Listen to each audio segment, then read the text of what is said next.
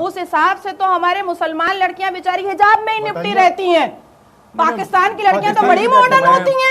पाकिस्तान की नहीं देखिए ये सब अनर्गल बात है। अब दूसरी बात, मैं पाकिस्तान सुनिए, मैं भारत पाकिस्तान को देखिए, मेरी बात सुनिए पंडित जी, आप देखिए आप मुर्गा अगर लड़ाएंगे, मनु जी अगर आप मुर्गा लड़ना चाहते हैं तो हमको मुर्गा मत बनाइए।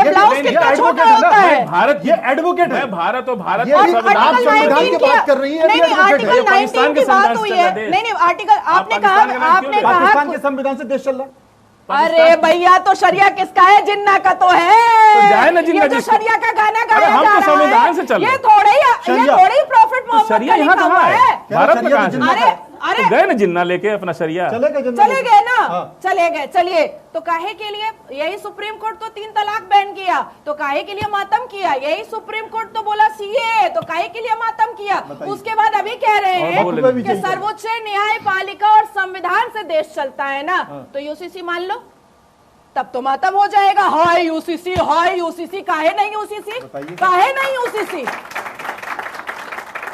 तालियां भी बज गई। नहीं सुनिए, तालियां इसलिए बज रही है कि जब आपका फोन गया स्टूडियो से, तो किसी ने मुझसे कहा कि आप टोपी लगा के आइएगा। अच्छा, तो मैंने कहा मैं तो सिर्फ नमाज के टाइम टोपी लगाता हूँ, बाकी टाइम में नहीं लगाता। नहीं, हमने इनको नहीं बोला कि आप साड़ी पहन के आइए। मैंने सुनिए मैं साड़ी ही पहनती हूँ। आप बोलने नहीं दे रहे। हमने बोला नहीं, हम यहाँ पे एक पॉलिटिकल डिबेट करने आए हैं, तो मैंने आपके गेस्ट कोऑर्डिनेटर से कहा भैया कोई नाटक मंडली खोल लिए हो क्या? जब मन करे टोपी लगा लो, जब मन करे साड़ी पहन लो, जब मन करे दाढ़ी लगा लो। अब कहोगे कि कोई नकली दाढ़ी लगा के आ जाओ। आपकी अभिव्यक्ति है ना, नहीं सर, मेरी समझिए, आप एक नेशनल चैनल हैं, आप डिबेट की एक मर्यादा होनी चाहिए।